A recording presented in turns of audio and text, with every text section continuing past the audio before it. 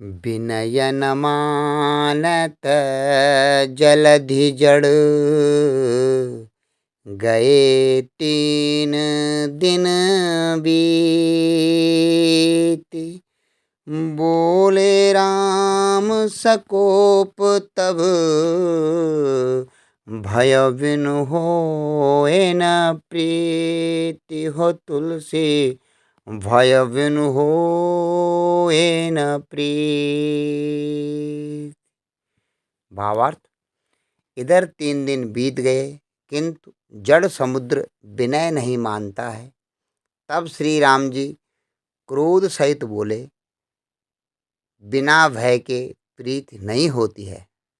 नमस्कार मित्रों, जय हिंद, जय भारत और जय उत्तराखंड। मैं गौतम सिंह बिष्ट उत्तराखंड लांसी यूट्यूब चैनल से आपसे मुखातिब हूँ। जैसे कि आप और हम रामायण के छंद चौपाए और दोहों के पावन भावार्थ में जीवन की उच्चता को तलाश रहे हैं। और मित्रों, इसी भावार्थ के आज जो क्रमशः श्रृंखला में भगवान राम जब 3 दिन तक समुद्र तट पर बैठकर अपने बुजुर्ग समझकर समुद्र को उनकी 3 दिन तक प्रार्थना करते हैं कि मेरी सेना को और मुझे रास्ता देने के लिए कोई विकल्प बताएं, मुझे मेरी सेना को रास्ता दें ताकि हम लंका पर चढ़ाई कर सकें। लेकिन जब वो विनय नहीं मानता है और तब उसके बाद प्रभु श्री रामचंद्र जी क्या कार्य करते हैं, कहते हैं, विनय न मानत जलद जड़, गए 3 दिन बीत। बोले राम सकोप तब, भय बिनु होए न प्रीत। तब भगवान श्री राम जी कहते हैं कि भय के बिना प्रीति नहीं होती है।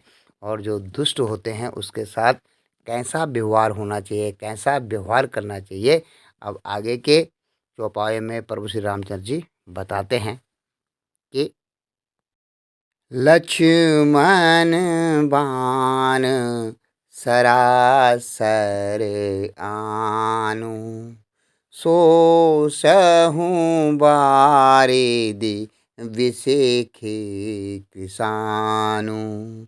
सट सन विनया कुटिल सन प्रीति, सहज कृपन सन सुंदर नीति। सट सन विनया। भावार्थ, हे लक्ष्मण, धनुष बाण लाओ, मैं अग्निबाण से समुद्र को सोख डालूं। मूर्ख से विनय, कुटिल के साथ प्रीति, स्वाभाविक ही कंजूस से सुंदर नीति, अर्थात उदारता का उपदेश करना व्यर्थ कहा जाता है। नमस्कार मित्रों, जैसे कि आप यहाँ पर तुलसी बाबा आगे की तरफ लिखते हैं, जब प्रभु श्री रामचंद्र जी, आप तो जानते हैं, काम क्रोध लोभ मोह छल ज्ञान ईर्ष्या द्वेष पाखंड झूठ से ईश्वर ऊपर होता है। वह अजन्मा होता है, न तो उसमें सत रज और तम गुण होते हैं, गुणों से ऊपर होता है, भावातीत होता है, अजन्म होता है। वो प्राकट्य होते हैं, वो प्रकट होते हैं, अवतरण करते हैं, इसलिए उनमें काम क्रोध लोभ नहीं होता है। लेकिन यहाँ पर पुरुषोत्तम का जो चरित्र दर्शाने के लिए प्रभु श्री रामचंद्र जी रोष प्रकट करते हैं, कहते हैं, लक्ष्मण बाण सरासर आनु, हे लक्ष्मण, धनुष बाण लेकर के आओ। सो सई वारिद विषिक कृषाणु, इस वारिद को मैं विषिक कृषाणु अर्थात अग्निबाण से, इस पूरे सागर को मैं अग्निबाण से सुखा डालूंगा। साथ ही आगे तुलसी बाबा बहुत गूढ़ रहस्य को लिखते हैं, सट सन विनय, जो मूर्ख होता है उसके साथ आप कितनी भी अनुनय विनय करो वो कभी नहीं मानता है। कुटिल सन प्रीति, और जो कुटिल बुद्धि वाला होता है उसके साथ आप प्रीति करोगे तो आप धोखा ही खाओगे। और सहज कृपण सन सुंदर नीति, और जो स्वाभाविक रूप से कंजूस है, जिसका स्वभाव भी कंजूस पने का है, उसके साथ आप सुंदर नीति उदारता का कितना भी उपदेश करो कि इस प्रकार दान आदि की जब बातें करोगे तो कंजूस को वो कभी नहीं सुहाती है, क्योंकि उसका सहज रूप से अंदर से उसका जो भाव है वो कंजूस का होता है। इसलिए कहते हैं, सठ सन विनय कुटिल सन प्रीति, सहज कृपण सन सुंदर नीति। और आगे के श्लोक में तुलसी बाबा लिखते हैं कि ममता रत सन ज्ञान कहानी, अति लोभी सन बिरति बखानी, क्रोध ही सम कामहि हरि कथा, ऊसर बीज बये फल जथा, ऊसर बीज बये फल जथा, ममता रत सन ज्ञान कहानी।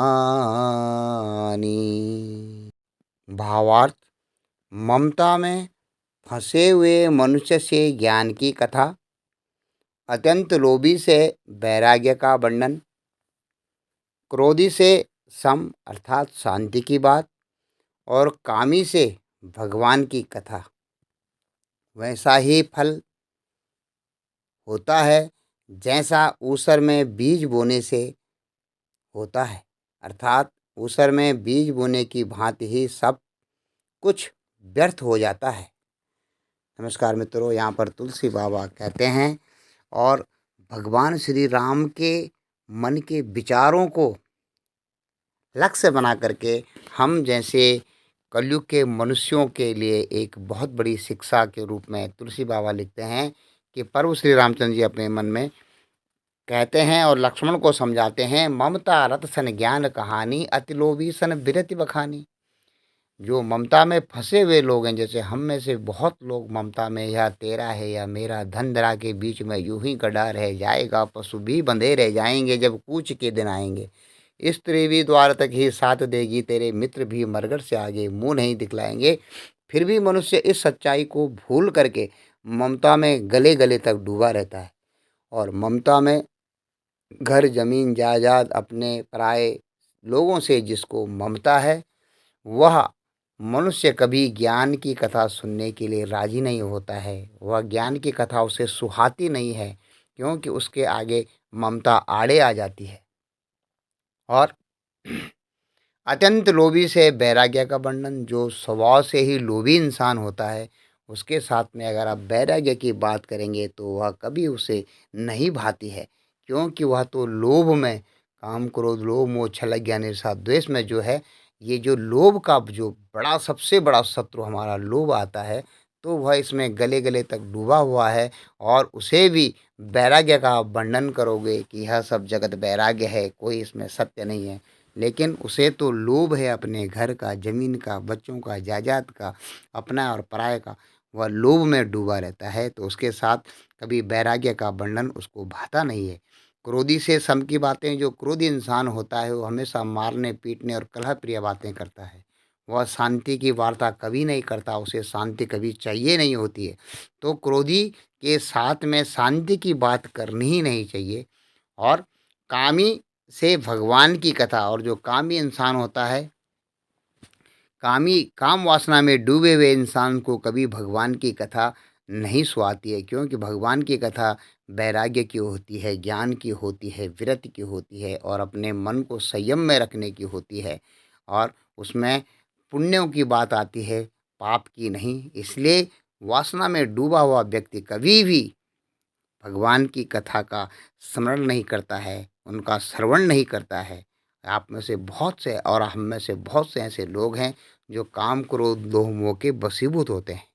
और इन सब के साथ अगर आप ममता में फंसे हुए व्यक्ति के साथ में ज्ञान की कथा कहेंगे, अत्यंत लोभी के साथ में वैराग्य की बात करेंगे, क्रोधी से शांति की बात करेंगे, और कामी आदमी से भगवान की कथा के विषय में चर्चा करेंगे, तो इनका वैसा ही फल होता है जैसा ऊसर में बीज बोने से होता है। अर्थात ऊसर में अर्थात बंजर में बीज बोने की भांति ही सब कुछ आपका व्यर्थ चला जाता है।